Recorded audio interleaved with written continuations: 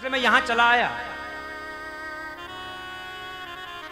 मैं समस्त तीर्थों में गया, मैं काशी गया, गोदावरी गया, पुष्कर गया, प्रयाग गया, सेतुबंधु रामेश्वरम गया, किंतु मेरे मन को शांति नहीं मिली। ना पश्यम कुतचिच्छर्मा मन संतोष कारकम कालीना धर्म मित्रेणो धरेयम बाधिताधुना। सभी जगह मैंने भ्रमण किया पर मेरे मन को शांति नहीं मिली। सनकादि बोले क्यों नहीं मिली भैया?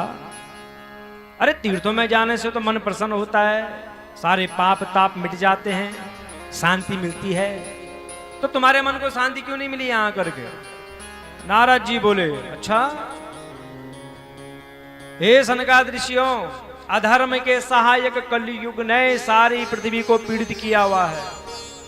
सत्यम नास्ति तपशोचम दया दानम न विद्यते उदरम भनिणो जीवा वारका कूटभाषिणा।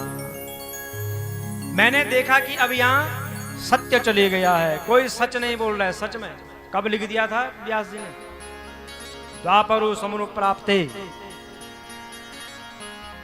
कब लिख दिया था व्यास जी ने? 18 पुराण। और आज वही हो रहा है। नारद जी कह रहे हैं कि मैंने यहां आकर के देखा सत्य समाप्त हो गया है, सच में सब झूठे हो गए हैं। नहीं हो गए। झूठा किसने बनाया? सबको बोलो तो मोबाइल ने नहीं बनाया।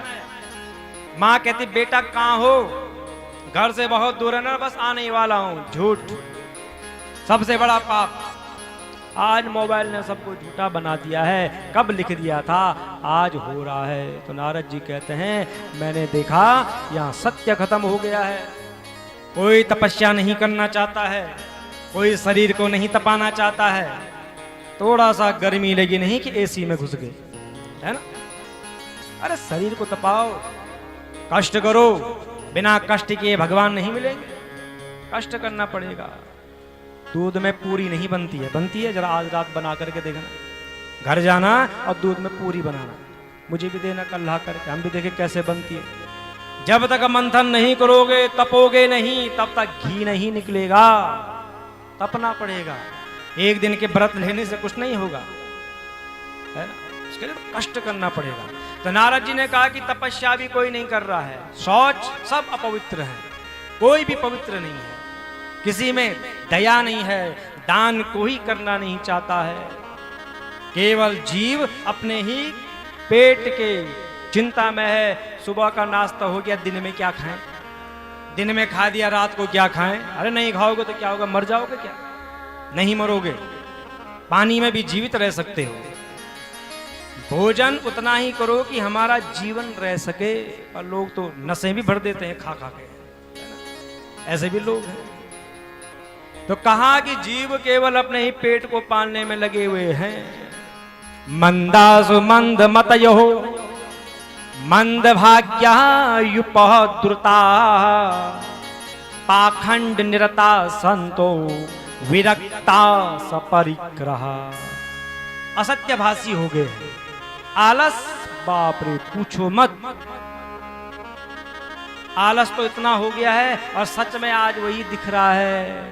10 बजे उठ रहे हैं, 12 बजे उठ रहे हैं, 1 बजे उठ रहे हैं, यही तो आलस है और क्या है।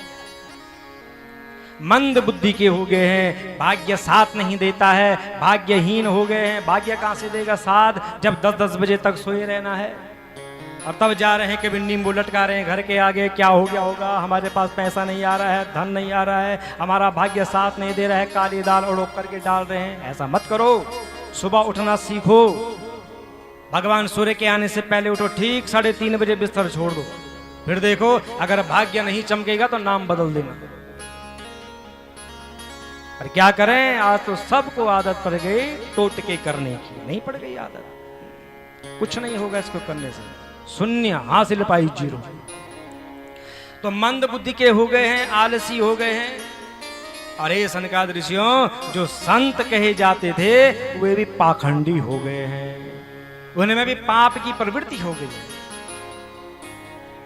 तरुणी प्रभुता गेहे श्याल को बुद्धिदायका कन्या विक्रण्यो लोभा दंपति नाम च कलकनम। और मैंने देखा कि घरों में केवल स्त्रियों का ही राज्य है। सच में वही हो रहा है, नहीं है? नारद जी कह, ये मैं नहीं कह रहा हूं, मैंने नहीं लिखा भागवत में, नारद जी कह रहे हैं। ये मत बोलना है कि रुद्रप्रयाग से व्यास जी आए वो कह रहे हैं, मैं नहीं कह रहा हूं, यहां लिखा हुआ है कि घरों में केवल स्त्रियों का राज्य। आजकल वही तो हो रहा है। साले सलाहकार बने हैं, घर के बड़े बुजुर्गों को कोई नहीं पूछेगा, आओ साले साहब जरा बताओ तो हम ये कर रहे थे।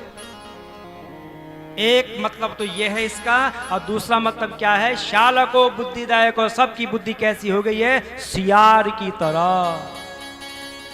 सियार होता है ना, स्वप्न देखता है कि मकान बनाऊंगा, वो मकान आज तक नहीं बना उसका। तो सबकी बुद्धि सियार की तरह हो गई है।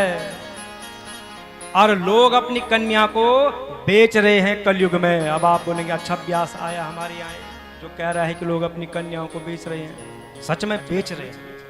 कैसा बेचना हुआ? जन्मपत्री जाती है ना जुड़ाने के लिए, नहीं जाती है?